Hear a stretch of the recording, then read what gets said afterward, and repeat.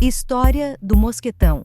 A atividade de escalar montanhas remonta ao final do século XVI, mas com grandes diferenças em relação ao alpinismo moderno.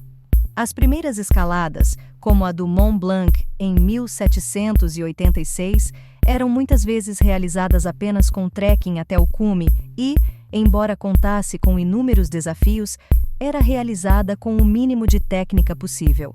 No final do século XIX, diferentes grupos de montanhistas de toda a Europa começaram a praticar escaladas em suas falésias locais e em pedregulhos próximos a grandes centros urbanos. Essas técnicas foram então transferidas para as montanhas maiores, principalmente nos Alpes, onde foram empregadas para chegar a topos de montanhas ainda não conquistadas. E com a entrada dessas técnicas esportivas, iniciou-se uma busca por equipamentos que oferecessem um mínimo de facilidade e proteção ao alpinista. A primeira patente de um item parecido com um mosquetão surgiu em 1868 com o registro de oval de metal, sendo provavelmente construído em aço, tendo então um gatilho que poderia ser aberto, sendo que nessa primeira versão, para fora. Este mosquetão rudimentar acabou rotulado como anzol e não se destinava a escalar, mas provavelmente apenas para conectar uma corrente a uma corda. Outra versão de uma patente de mosquetão surgiu em 1897, registrada como gancho automático, e novamente era construído em aço. Este equipamento possuía 2 pontos de conexão, um que podia ser acessado pelo gatilho com mola e outra, abaixo, com uma argola fechada para amarrar cordas. No entanto, o nome do mosquetão remonta muito antes desta primeira patente, sendo derivado da frase alemã Karabinerhaken, que significa no sentido mais literal gancho de carabina. As formas mais antigas desses ganchos foram usadas pelos fuzileiros de carabina alemães durante as guerras napoleônicas no início do século XIX. Esses fuzileiros, apelidados de carabineiros, usavam os ganchos automáticos para conectar sua bandoleira ao rifle e prender itens à bandoleira ou ao cinto. E o nome parece ter ficado. No início do século XX, a aplicação do mosquetão havia mudado completamente, pois os alpinistas se viam limitados a se prender a uma corda, e, em seguida, não havia maneiras fáceis de passar sua corda em proteções contra quedas. Para se entender melhor, na época, a proteção de escalada consistia basicamente em amarrar uma corda em torno de um bloco preso em uma fenda, ou em tocos de madeira e de chifres presos em fendas na rocha, sem deixar de passar essa corda pela que estava na cintura do escalador. Todo o processo ficava então muito lento. Com o surgimento dos pitons, os escaladores precisavam de uma maneira de prender a corda ao piton de forma mais ágil, e sem a necessidade de soltar a corda da cintura e sem se expor ao risco de uma queda. Esse apelido pertence a um lendário alpinista alemão chamado Otto Herzog. Seu apelido, Rambo, é um encurtamento do termo alemão Ramponieren, que significa bater ou bater. Foi, aparentemente, a sua determinação e na resolução de dificuldades que lhe valeram este apelido, mosquetão, e sua criação.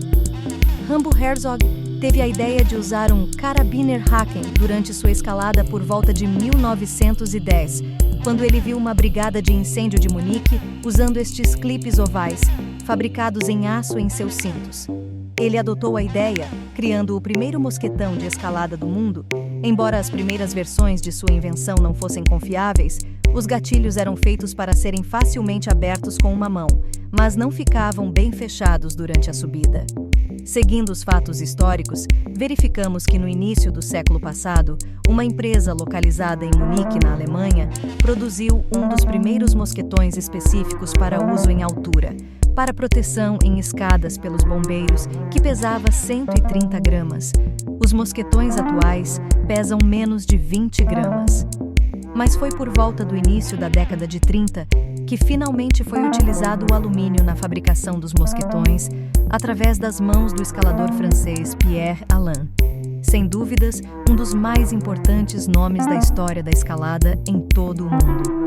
Pierre Alain não inovou apenas no mosquetão de alumínio, mas também nas sapatilhas de escalada, no uso da pluma de ganso nas jaquetas e nos sacos de dormir, nos sistemas para rapel, etc.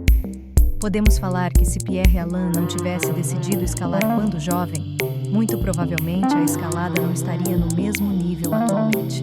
No final da década de 1930 e no início da Segunda Guerra Mundial, muitas empresas dos Estados Unidos e da Europa passaram a fabricar versões em alumínio do mosquetão automático clássico para uso em armamentos. Nesse período, percebe-se um grande aumento no número de fabricantes, provavelmente empresas que tinham as ferramentas e equipamentos para fabricar um item que estava em demanda pelo governo. Sendo vantajoso para várias empresas diferentes, aceitaram contratos por curtos períodos de tempo. À medida que a cultura da escalada começou a se enraizar no mundo durante o período pós-guerra e início dos anos 50, os alpinistas começaram a sonhar com objetivos mais específicos, mais difíceis e técnicos, e acabaram utilizando muitas dessas ferramentas militares para conseguirem escalar as grandes rochas. Muitas das primeiras lendas da escalada começaram com pitons e mosquetões militares.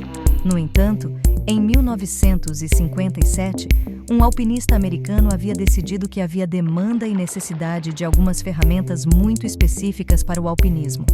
Esse escalador era Yvon Chouinard, e os produtos eram pitons e mosquetões fabricados em uma forja a carvão de segunda mão e vendidos no porta-malas de seu carro. Porém, eram produtos inovadores, mais leves e mais fortes. Esses produtos mudaram a forma da escalada em rocha no mundo, permitindo as grandes escaladas de parede, como as paredes maciças do Vale de Yosemite. Quem é Yvon Chouinard? O norte-americano Yvon Chouinard é um dos empresários bem-sucedidos mais incomuns do mundo.